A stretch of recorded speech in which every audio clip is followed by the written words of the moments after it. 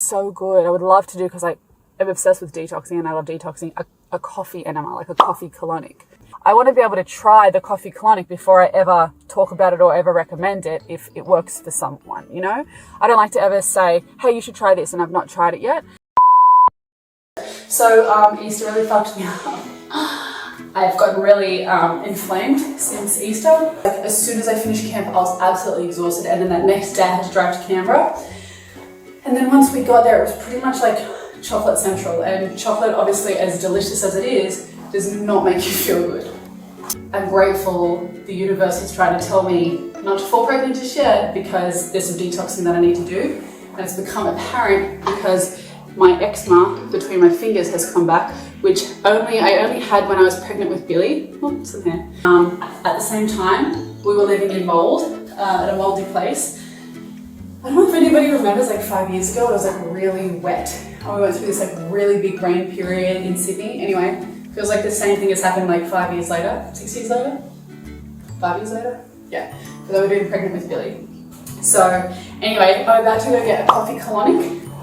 It's not something you can do when you're pregnant. So I feel like the universe made me lose my Oura ring, so I couldn't check when I was pregnant, threw me off the scent, so that I could just do a little bit more detoxing, because I think my body was maybe going to be a little bit too toxic, and was going to be a little bit of a hard journey for me for pregnancy. Like, if you follow me, if you listen to my podcast, if you follow me on YouTube or Instagram, you'll know I'm obsessed with adequate detoxing. Like, I'm not like, you don't have to go overboard, but it's so important to be able to detox your body. If you don't detox your body, and obviously if you don't know how, like, I normally recommend my Detox Tea as a gentle starter, but there's plenty of things you can do to detox your body. Even sweating is one of them. Now, I got a water colonic a couple of weeks ago. You can't just jump straight into a coffee colonic. Yeah, I'm going to document the process, because I kind of wish that I knew about this years ago, but I also would have loved to see what it was like. What's the setup like? What do you actually have to do? Like, what does the machine look like? What do I wear? Yeah, so I'll share that all with you. This is what I'm wearing. So there's nothing like special that you have to wear necessarily to get a colonic, but what you will have to do is, like, they'll pop it all over me, so like I'm literally just wearing shorts, so easy. That's all you have to know, basically, to know what to wear. You can wear like a skirt or a dress that's like easy to like lift up, but at the end of the day, you're taking it all off, they're going in. There's no two. Also, how about this for manifestation? So I'm making sure I'm on the cover of this one day. So Women's Health, that's why it's up here. Also, while we're here, let's just have a little look. Dale Beaumont, you either have a life by design or a life by default. I can feel money on its way to me, and I'm grateful for it as it begins to flow to me. These are my goals for 2022, which you already know. Some of them I have started to achieve. Good times. Let's go get a colonic. So I'm on the way to get my coffee colonic, and I showed you like what you need to wear. What's the sensation like? So basically they put this like tube in your butt. Like, they have to lube it up and they put it in your butthole. There's no other way to explain that. So then they fill your like intestines up with water. And the whole point is to like get the water in there to like soften it. Make sure you're really hydrated, like your intestines are really hydrated, because they can't work properly if they're not hydrated. Because you got to remember they're a muscle. So you got to think of like, if you had like a stiff muscle, it's not going to be able to expand and contract. What's happening is it's like your bowels are actually like, your intestines are actually like squeezing things down, like to go out the other end. And that's what happens in your intestines. So it has to like, to squeeze things and to like push them through, it has to stretch and then squeeze, and stretch and squeeze, or stretch and contract, stretch and contract, so that it can push things further down. People might say, oh yeah, but if you have a colonic, it gets rid of all your good bacteria. It's like, yeah, but where was that good bacteria living anyway? Because it wasn't living on the walls of your intestines if you've got fecal impaction now done, were they? So, you know, some people have had some bad experiences with colonics. I totally get that. I wouldn't recommend it if you're super sensitive, because there are a few things that should happen first. For example, if you have holes in the pool and you're trying to fill up the pool, then the holes are going to go outside of the pool, if that makes sense, right? So this is something that I explained on the Health Code Daily when I spoke to Sarah and Kurt about leaky gut and intestinal permeability. So it's like, you need to seal up the holes in the pool first, and sealing up the holes of the wall of the intestines before you go and like you know, potentially liberate anything, because maybe you've got some like dark, dingy stuff, some nasty stuff that has been hiding in poo, in feces, you know, and Lord knows what else is like stuck to the sides of your intestine. I know that there are people who have probably had great experiences and then some people who have not such great experiences with colonics. I, for one, have had an experience where I just overall feel slightly better. In the last cycle I had, like my menstrual cycle, at the beginning of that cycle, which was why my period was late, I had gastro quite bad. It knocked me around so much that I even after like 10 days, on like day 10, I went to go get a colonic just to like sort things out. I actually was explaining it to the hydrotherapist as like, I feel like there's something that's just holding on and gripping on and it's not letting me go to the toilet properly. So I don't think it's going to be a miracle treatment, but I am curious to see if something can really help to boost my detoxification, how that makes a difference to how I feel. I'm also aware that I'm about to come up to ovulation, so like my mucus has started to change. So what I'm going to do is I'm going to try and figure out, okay, is the benefits, are they actually because I'm ovulating?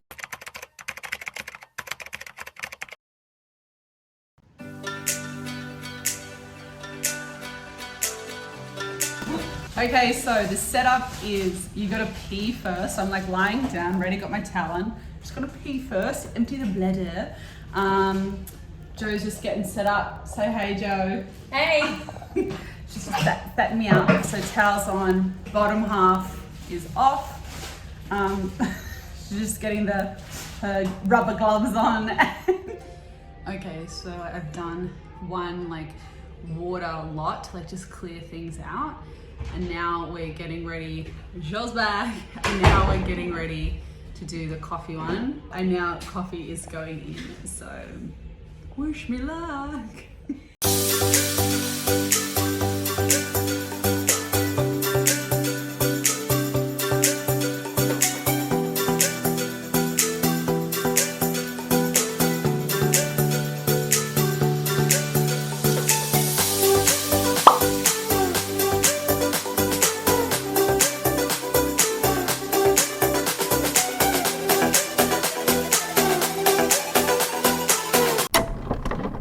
Alright, initial thoughts are like I just got the colonic done.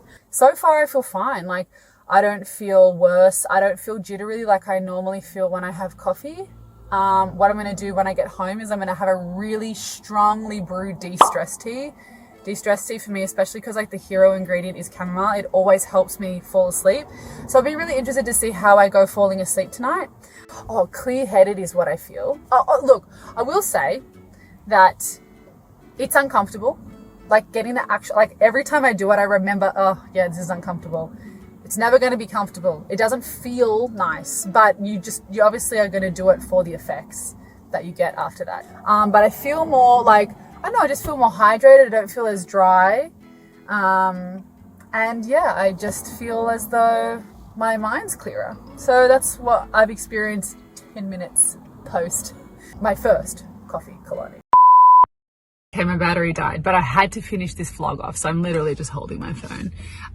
So after my coffee colonic the next morning, I was like, my face was red. My dyshydrotic eczema came back, like just full hardball. Like it was just like, bam! So I got conjunctivitis in this eye, which I had to like, you know, I used my squalene oil from Biossance, and I just like, you know, kept like kind of massaging it to like get like to drain it out of my face.